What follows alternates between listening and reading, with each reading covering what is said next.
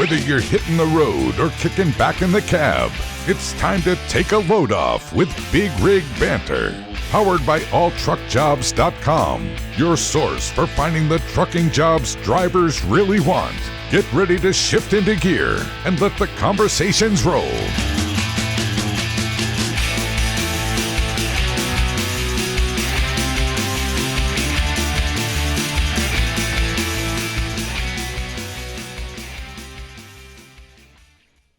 All right, hello and welcome. The date is July 1st, and you're listening to the 57th episode of Big Rig Banter. I'm your co-host, Troy Diffenderfer. And I'm your favorite co-host, Lene Rule. Hey guys, I just want to take a minute and give a special shout out to all the professional drivers out there. You're the ones keeping America moving during this challenging time.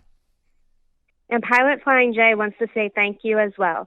To show their gratitude for all you do, they want to give you more rewards and more points. It's called Push for Points, and it can get you to 4 points faster while you're racking up those hard-earned miles. That's right. You can reach 4 points per gallon after only 6 qualifying fills. Push for Points is available only in the Pilot Flying J app for a limited time only. And it's as easy as 1, 2, 3. Here's how it works. Step 1, push the Activate button in the app at the beginning of each month. Step 2, fill your tank with at least 75 gallons of diesel. And Step 3, sit back and watch your point balance grow faster than ever before. You'll increase your earning level after each commercial diesel fill over 75 gallons, from 1 to 1.5 to 2 to 2.5, and so on. You'll be earning 4 points per gallon for the rest of the month after 6 qualifying fills. And what can you do with all those points? Well, your rig's not the only thing that needs a fill up, right? When you get hungry or you need a tasty beverage, you can redeem points for in-store savings on the essentials, as well as merchandise for you and your rig. And when you pull into park for a while, you can redeem points for a reserved parking spot and Wi-Fi credits at participating Pilot and Flying J locations. And again, from Pilot Flying J, thank you for all that you do, drivers, and stay safe on the road. See terms and conditions at pilotflyingj.com/app. So what's up? How are you today, Troy? I'm doing good. I can't believe we're in July already. Like, it feels like I know. Summer hasn't existed, really. I don't know about that, but I can't believe 4th of July is this weekend. Do you have any plans? I'm not sure. Probably, it's the first 4th of July at our new house, so I'm hoping to definitely do some grilling. My freaking grill already broke. So what time should I come over? I know. So probably soon.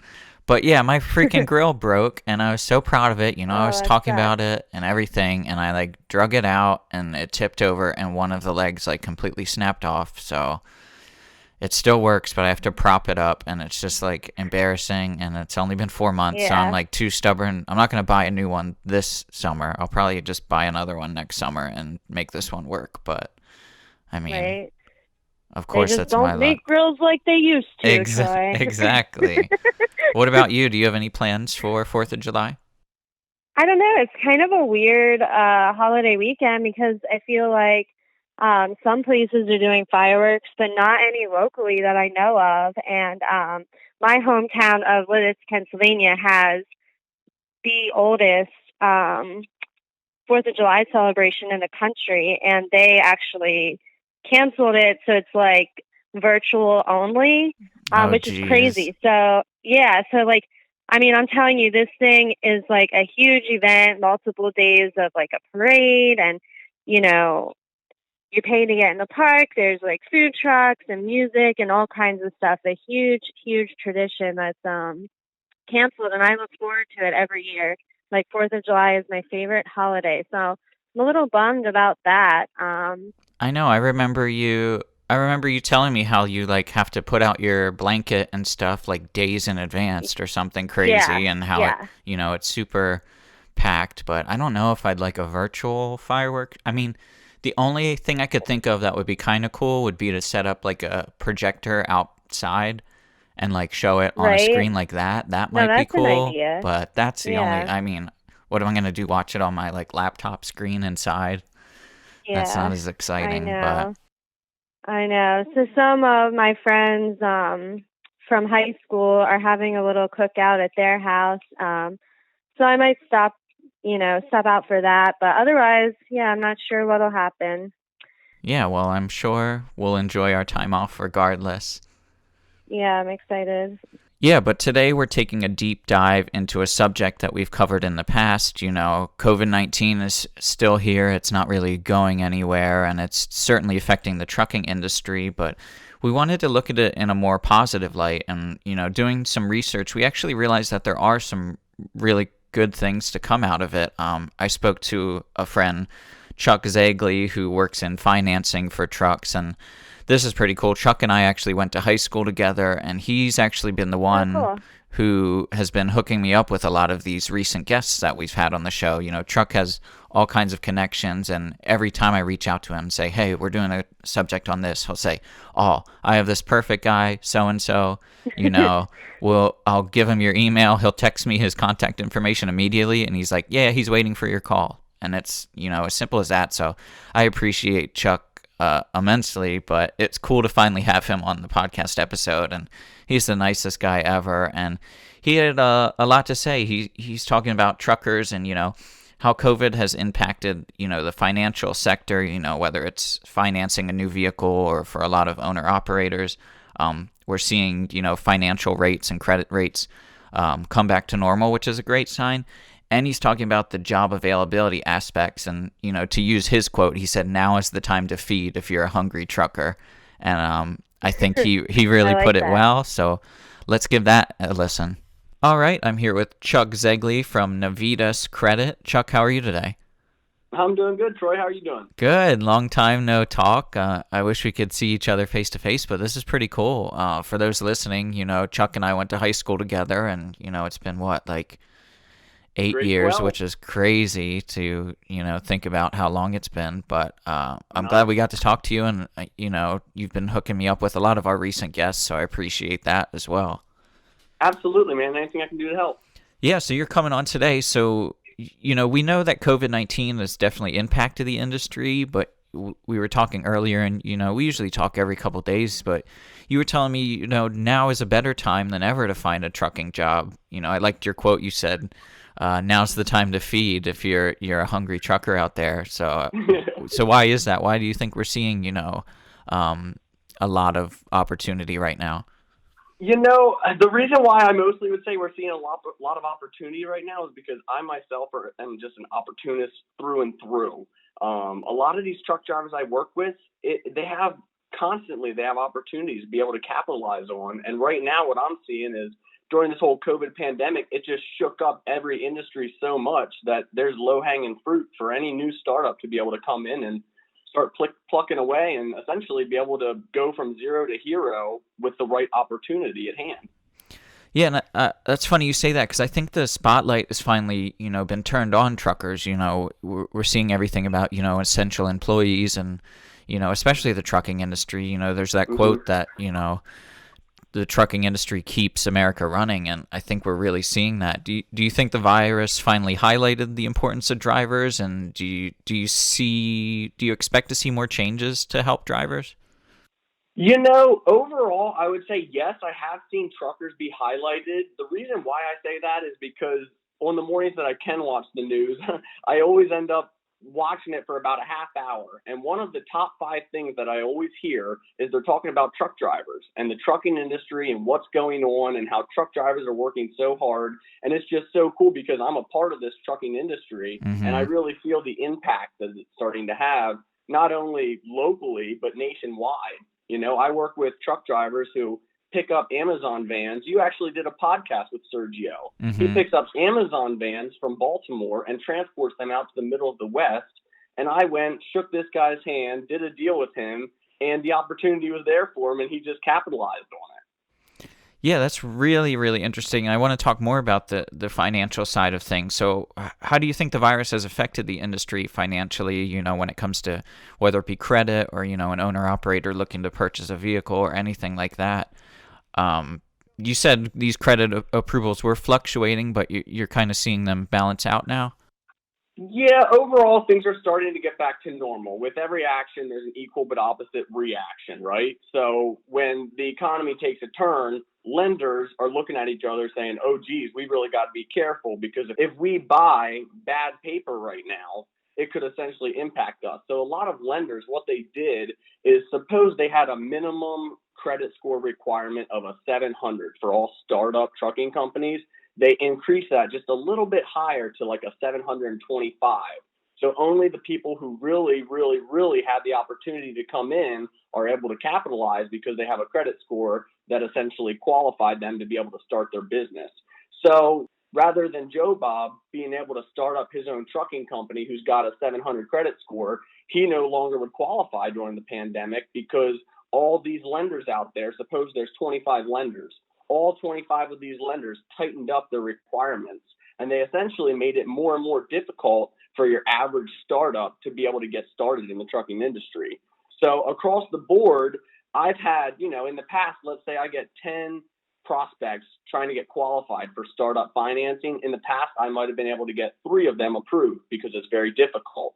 Now what I'm seeing is, it's the same 10 prospects are coming, but I'm only able to get 1 of them approved just because the requirements, they differ over time. Like I said earlier, with every action, equal but opposite reaction. If the economy is doing bad, credit's going to tighten up. If the economy starts to open back up and do really well, credit's going to loosen the restrictions a little bit so that way more people can come on board. So basically that gate is, becoming tighter, the cost to play, cost to get in the game is going up a little bit. Essentially that, and also, Troy, the good thing about this is, suppose we had 25 lenders who do what I do, can help a startup individual who's trying to get in a truck and become an owner-operator. Suppose there are 25 lenders out there like me who were able to do it. Because of this pandemic, I bet you between 10 and 15 of them have closed their doors to the business that they used to have their doors open to, if that makes sense. Yeah, that's what I wanted to touch on. You mentioned it a little bit. You said a lot of finance, well, not a lot, but some finance companies have gone under since the start of COVID-19. Does that have to do with, these truckers not being able to make payments and things like that?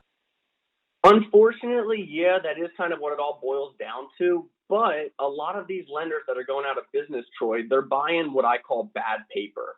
Mm-hmm. And that essentially is, the individuals who have a semi-low credit score, who have a history of late payments, who might have had a bankruptcy a couple of years ago. There were still lenders out there 6 months ago that would buy an individual who had a bankruptcy 2 years ago, right? Mm-hmm. But what we're seeing now is those lenders who did buy that bad paper are closing their doors now because not only are their customers going belly up, but they are too.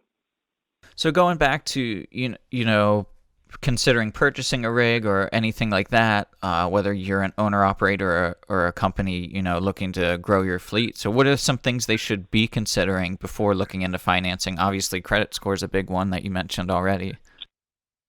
Mm-hmm. That, and what I tell all of my customers, Troy, to be honest, is I always say, listen, Mr. Customer, whatever truck you end up wanting to purchase, I can finance for you, but do me a favor.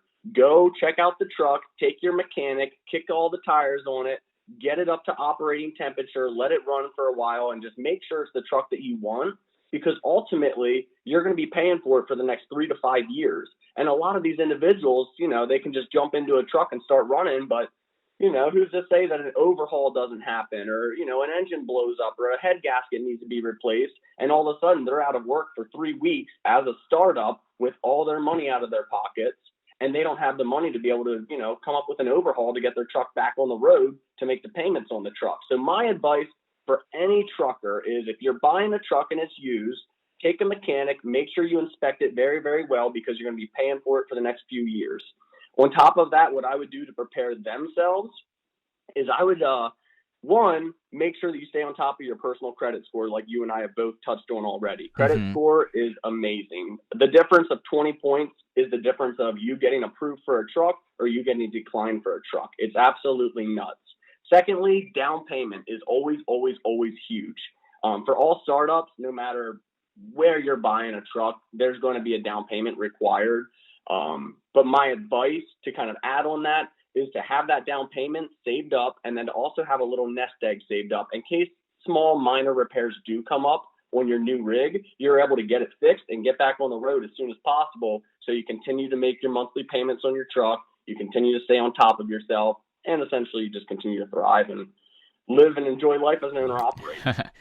I like that you mentioned, doing a test run, or at least, seeing if that vehicle runs. And this question just popped into my head. Is there like a lemon law for big rigs? I mean, obviously there's one for, used vehicles and things like that. I didn't know if there's anything that kind of could protect a trucker that might find themselves in a situation, where they're making payments on a vehicle that isn't necessarily running well.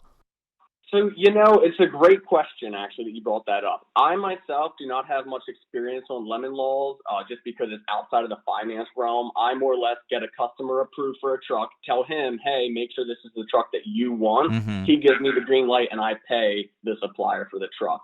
To add on to that, Troy, one thing that I do offer is private party transactions. So suppose you're a truck driver and you see a truck on the side of the road that you want to buy. I would be able to make that purchase happen and finance it for you, where most banks, they kind of stay away from those private party transactions. Mm-hmm. But what I've noticed over the past 4 years of doing this is whenever I have a seller of a truck selling it to a buyer that I'm financing, that seller makes sure that that truck is ready to roll and that it is completely spot-free, not a single thing wrong with it. And if there is anything wrong with it, they fully disclose what that is. So essentially, I've never ran into an issue where I've had a seller sell a truck to a guy that was essentially a lemon. They always take care of each other, and that's part of the reason why I really like the trucking industry. For sure. It seems like every trucker is trying to look out for the other trucker, and no matter what, we've been saying it for months due to this COVID, everyone's in this together. The trucking industry has never been a tighter knitted community than now. I can't agree more. Interacting with truckers all the time and interviewing everything. I like hearing so much positive stuff coming out of here because it's so easy to, talk about the tough situations and the economic impact and things like that. Doing this podcast, obviously we have to touch on it, but we didn't want, to be hammering that nail and, every single episode is, about all the horrible things that this virus has, taken from us or stress added. So I like that you definitely touched on that. And is there anything else you'd like to add? Yeah, there's one other thing I'd like to add. For any trucking company out there listening, whether you're an owner-operator or you're an LLC, an incorporation, S-Corp, C-Corp, whatever you are, I was given advice from an individual who went through bankruptcy about 15 years ago. And this advice cost him $1.5 million and a bankruptcy on his personal credit.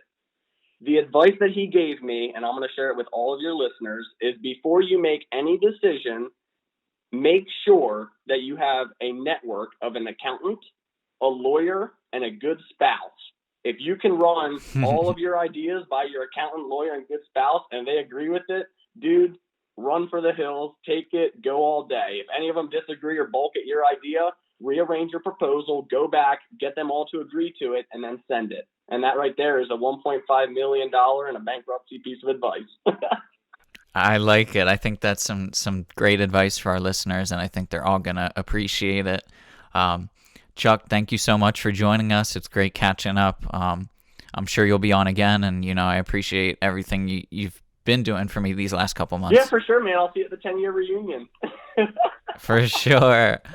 Once again, that's Chuck Zegley from Navitas Credit. Thanks again, Chuck. Thank you, Troy. All right. Thanks to Chuck for coming on the show. That was awesome. Lots of great info and good conversation between the two of you. Kind of fun to have someone on the show, right? Yeah, it was really cool catching up. We haven't seen each other since high school, and that's a while back at this point. Yeah, that's awesome. Well, for those out there listening, if you have any questions about the trucking job market right now, or you just want to see what kind of jobs are available, definitely reach out to us on social media. Check out alltruckjobs.com as well. There's lots of trucking jobs listed on there. And don't forget, as always, we really appreciate any reviews on any of the platforms that you're listening on. Reviews go a long way to, help us climb the rankings and reach more listeners, and that's the main goal, right? Absolutely.